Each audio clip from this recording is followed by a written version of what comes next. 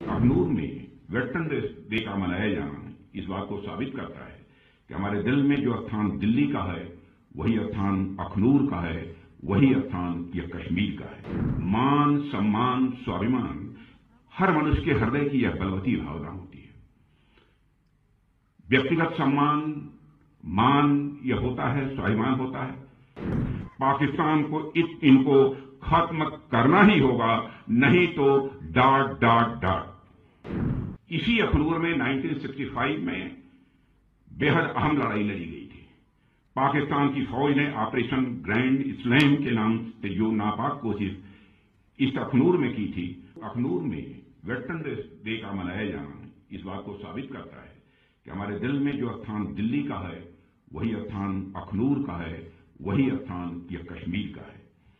हिमालय की तलहटी में स्थित यह क्षेत्र अपने आप में बहुत ही सुंदर जगह तो है ही, इसके साथ साथ इस स्थान का एक ऐतिहासिक महत्व भी है। कहा जाता है कि यहाँ की गुफाओं में पांडव अपने वनवास के दौरान रुके थे। जो जिस म्यूजियम का आज मैंने लोकार्पण किया है उस म्यूजियम में इसे दर्शाया गया है। भगवान परशुराम का भी इस धरती से नाता रहा है। लेकिन साथियों, पर्यावरण की सुंदरता को समेटे हुए यह स्थान क्लाइमेट की दृष्टि से भी कहीं ज्यादा दुर्गम भी है।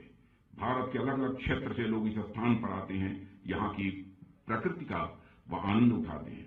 लेकिन एक बात यह ध्यान देने वाली है कि जो भी व्यक्ति इस स्थान पर आता है वह इसका अनुभव कर पाता है कि यहाँ पर रहना कहीं ज्यादा चुनौती भरा काम है।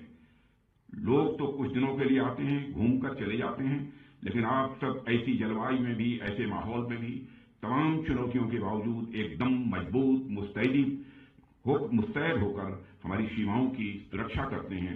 मैं समझता हूं ये अपने आप में बहुत बड़ी बात है। यहां पर हमारे सारे वेटरन्स मौजूद हैं।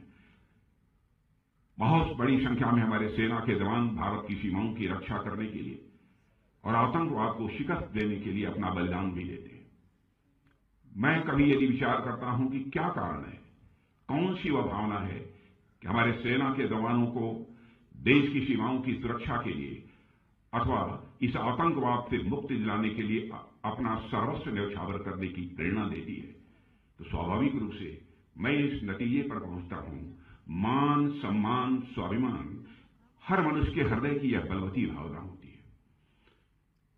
व्यक्तिगत सम्मान, मान यह होता है, स्वाभिमान होता है। परिवार का और समाज का जिसमें हम पैदा हुए हैं उसका भी मान, सम्मान, स्वाभिमान होता है। जिस देश के हम नागरिक हैं उसका भी एक मान, सम्मान, स्वाभिमान होता है। मान, सम्मान, स्वाभिमान को लेकर ही शायद यह भावना लोगों के अंदर पैदा होती होगी।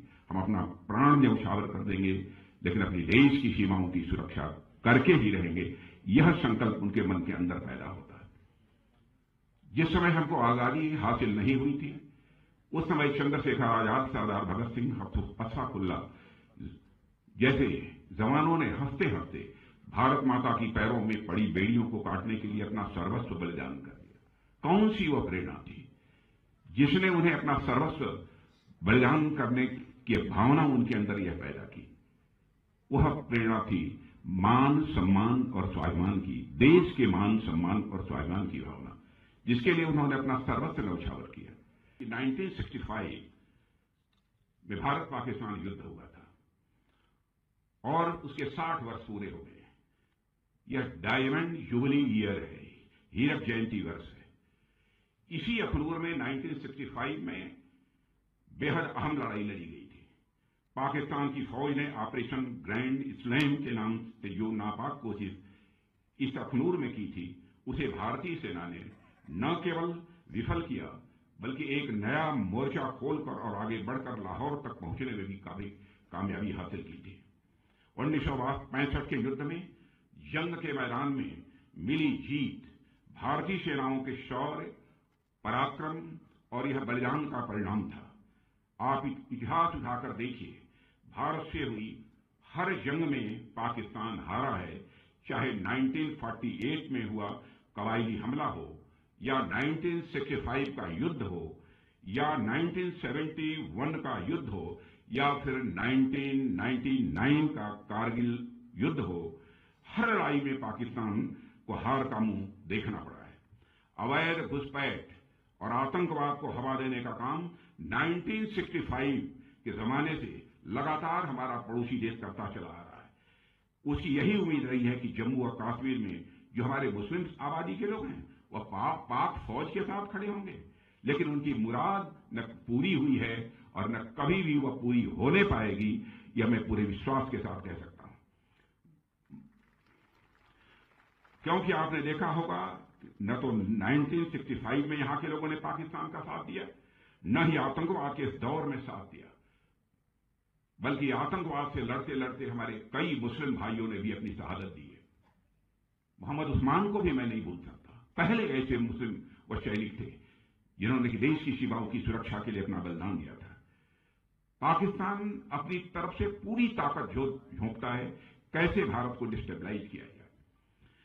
इसके बावजूद पाकिस्तान ने आज तक आतंकवाद का दामन नहीं छोड़ा है।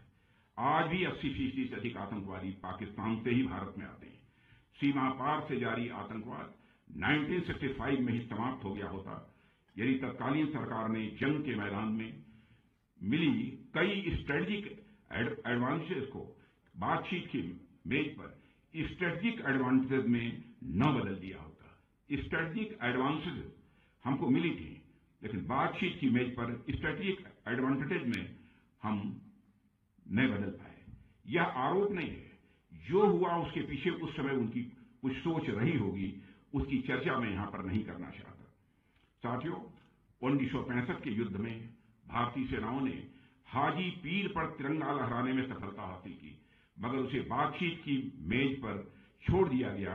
यदि न हुआ होता तो शायद आतंकवादियों की घुसपैठ के रास्ते उसी समय बंद हो गए होते, मैं ऐसा मानता हूं। इसकी शुरुआत हमने जम्मू और कश्मीर से धारा 377 समाप्त करके की है। आज यहां हालात काफी हद तक बदले हैं, इस सच्चाई को सभी को स्वीकार करना पड़ेगा। जम्मू कश्मीर बिना पीओके के अधूरा है, भारत के माथे का मुकुट मणि है। वैसे भी पीओके पाकिस्तान के लिए एक फॉरेन टेरिटरी से अधिक कुछ नहीं है। पीओके में रह रही अवाम को एक डिग्निफाइड लाइफ से महरूम रखा जा रहा है। उन्हें मजहब के नाम पर हिंदुस्तान के खिलाफ बरगलाने और उकसाने की कोशिश पाकिस्तान के हुक्मरानों द्वारा यह बराबर की जा रही है।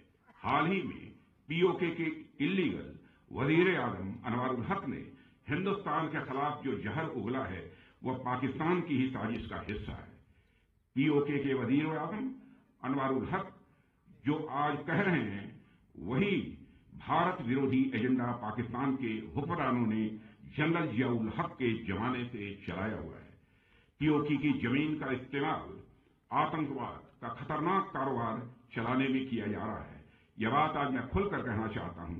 वहां आज भी आतंकवादियों के लिए ट्रेनिंग कैंप चलाए जा रहे हैं। सीमा से सटे हुए इलाकों में लॉन्च पैड बने हुए हैं, इसकी पक्की जानकारी है। भारत सरकार को सब पता चल रहा है। पाकिस्तान को इनको खत्म करना ही होगा, नहीं तो डाट